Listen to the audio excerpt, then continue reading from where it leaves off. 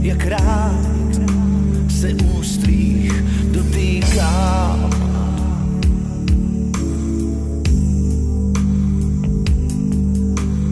Taky bych ti slíbit chtěl, že spát už nikdy nechci sám.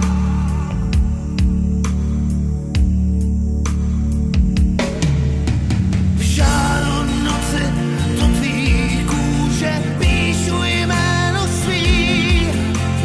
Každej chlap mi tiše závidí.